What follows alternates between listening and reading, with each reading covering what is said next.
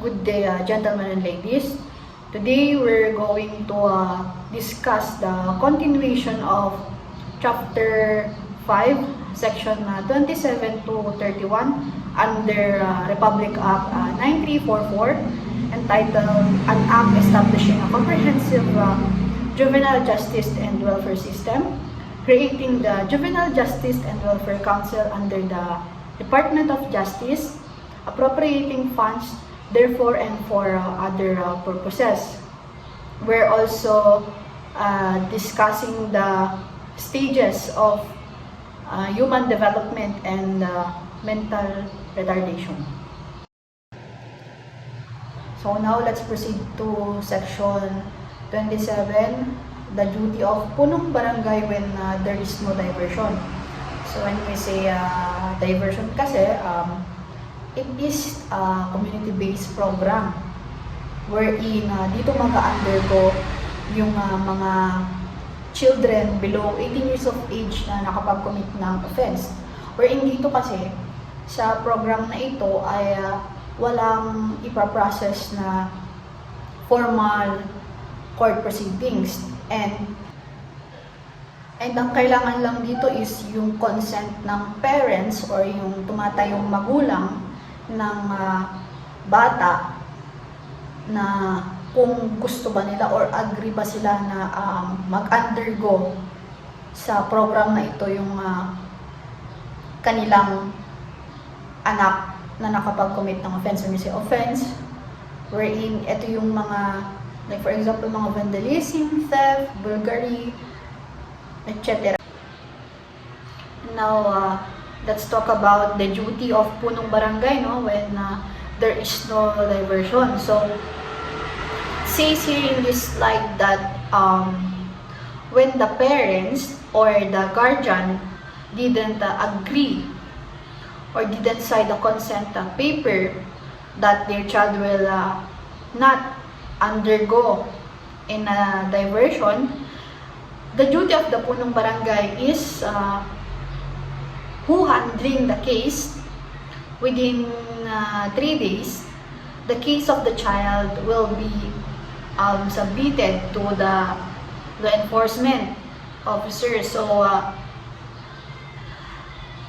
susuriin naman ngayon ng yung mga document kung talagang walang kasunduan na nangyari, then the case shall be filed according to the regular process. So, pag sinabing regular process, dito na papasok yung court proceeding na sinasabi ko kanina.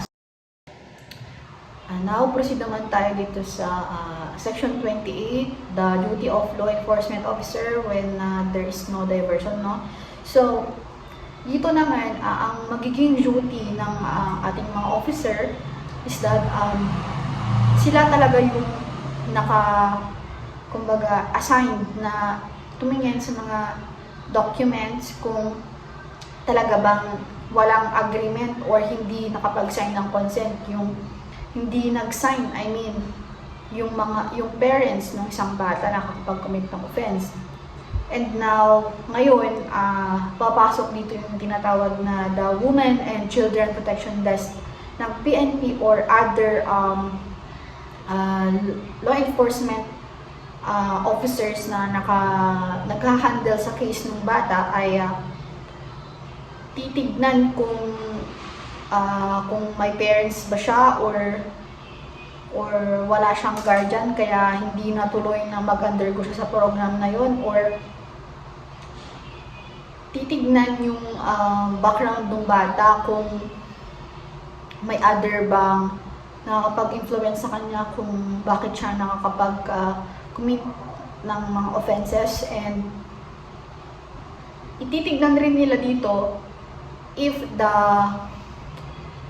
the child is nararapat ba na mag-undergo siya ng mag-undergo or kasuhan siya sa korte. Now, proceed naman tayo sa Section 29, the factors in determining diversion program. Dito, titingnan nila kung liable ba yung isang bata na nakapag-commit ng offense na mag-undergo sa diversion program. So the first one is the nature and circumstances of the offense charge. So, ano nga ba yung dahilan ng bata, bakit siya nakakapag commit ng ganitong offenses, and yung mga circumstances na nakakapag-influence sa kanya kung bakit siya patuloy na kukumit ng ganitong klase ng offense. Proceed naman tayo sa pangalawa, the frequency and the severity of the act. Ito naman, titignan kung gaano ba kalubha yung or kadaming damage na nagawa ng bata. So, pangatlo, the circumstances of the child. Ito naman, it includes the age, maturity, intelligence. Titingnan kung ilang taon na siya, kung nasa tamang pag-iisip ba siya nung ginawa niya yung act na yun or yung offense na yun. So, dito naman tayo pang-apat, the influence of the family and environment on the growth of the child. Ito naman, titignan kung yung family ba niya mismo yung nagiging cause kung bakit siya nakakapag-commit ng ganong mga offenses. Kumbaga, parang na-influensyahan ba siya ng pamilya niya, gano'n. So, yun. Proceed naman tayo sa letter E, the reparation of injury to the victim. Dito naman, titignan kung gaano ba ka-worse yung na gawang damage ng bata sa biktima. Kung kung tawag dito, normal pa ba or hindi na kayang commit yun ng isang bata below 18 years of age. Next, the weight of evidence against the child. Dito naman, titignan nila kung gaano kabigat yung ebidensya na laban sa bata. Kung nakita man dun sa ebidensya na yun na siya mismo yung gumawa, then kailangan niya talagang mag-undergo sa diversion program. Ang sa ganun, malesen yung ganong attitude or action ng isang bata. Since may nasabi dito na yung susunod is the safety of the community. So yun nga, so kailangan niya talagang mag-undergo sa diversion program. Para nang sa ganun din, hindi lang siya yung mabe-benefits, kundi yung community. Kumbaga, mailalayo sila sa kapahamakan. And the last one is the best interest of the child, wherein dito naman, titignan kung saan ba talaga siya mas mapapabuti or mas maproproteksyonan. Now, let's proceed to mental retardation. What is a mental retardation? The classification of mental retardation and its causes. So, let's define first what is mental retardation. So, when we say mental retardation, it is a developmental disability that is marked by lower than normal intelligence and limited daily living skills. So when we say mental retardation, or also known as intellectual disability, those are the people who have this ability na mahirap mag-cope up, or let's say slow learning, parang ganun, which is nakuha nila ito nung ibinagbubuntis pa lang sila. So, dahil doon, bumabagal yung hindi agad-agad sila nakakasabay. If, let's say, for example, kung may discussion, ganyan, so may kaklase kang hindi makagets ng lesson nyo, wherein kayong lahat, naintindihan nyo na yung in-explain ng teacher nyo, then siya lang yung hindi. So, parang, papasok siya sa mental retardation, disability.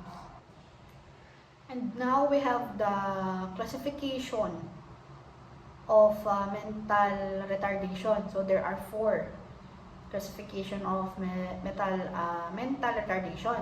The first one is mild IQ, which is nagre-range siya from 50 to 70. Kapag moderate IQ naman, 35 to 50. And kapag severe IQ naman, nagre-range siya from 20 to 35. And kapag profound IQ naman, it ranges below 20.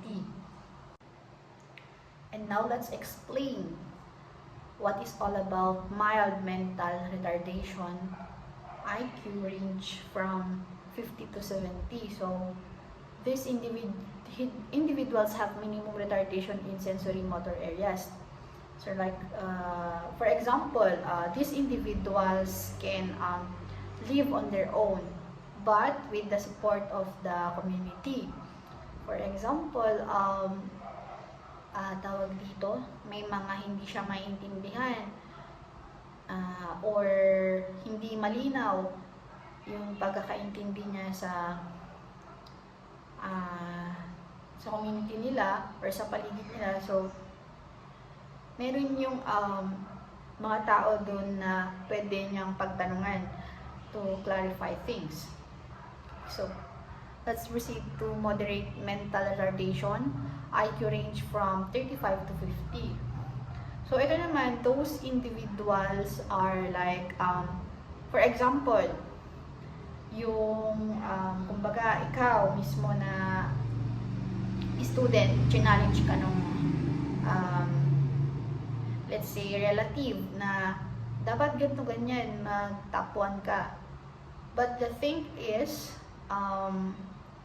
ang kaya mo lang as a student is being the 3rd or the 4th one. Kasi nga, there's something wrong with you, especially sa IQ. Kaya kung bakit hindi mo ma-achieve yung first place. So, yun yung tungkol about sa all about moderate mental retardation. The next one is severe mental retardation.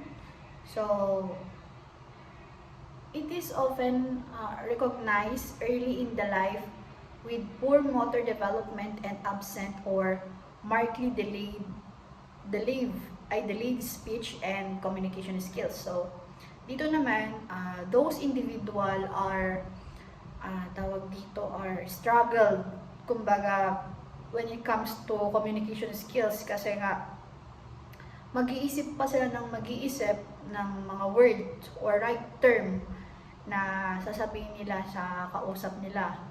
And there are also individuals na ang kaya lang nilang i-master is the basic skills of living, kumbaga such as cleaning or dressing themselves.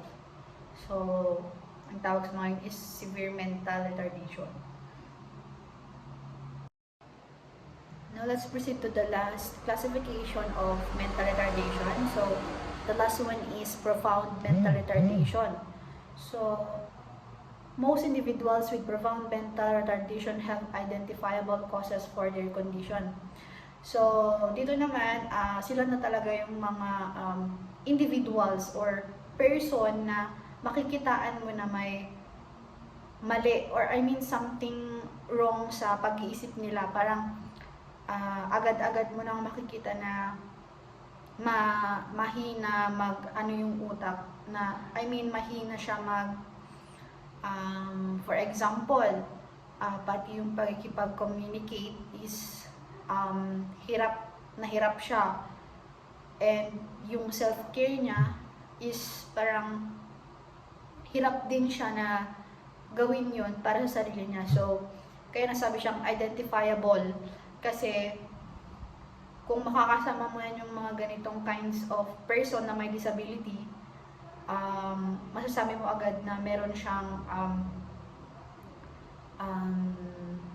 problem sa through intellectual. Now, let's proceed to causes of mental retardation. The first one is infection. So, itong infection naman na to, nangyayari to nung pinagbubuntis ka pa lang, or let's say nung time na ipinanganak ka na. So, second one is chromosomal abnormalities, chromosome deletions, chromosome than usual. It is a defects in the chromosome or chromosomal inheritance errors of chromosomes numbers. So, dito naman, it's either yung history ng family mo is meron ng dating ganitong problem, so yun, parang napasa sa'yo, and talagang may history na yung family mo ng disability or disorder na ito. Third one is problems at birth, wherein dito nung tawag dito, nung nag-labor yung mother mo, and parang tawag dito, kulang ka ng oxygen, and dahil nga dun sa lack of oxygen, nakakapag-cause na siya ng brain damage, wherein yun nga, mahirap na siya mag-develop, kaya siya natawag na intellectual disability. And the last one is problems during pregnancy. So, dun lang tatakbo yung causes of mental retardation. And that would be all. And thank you for listening.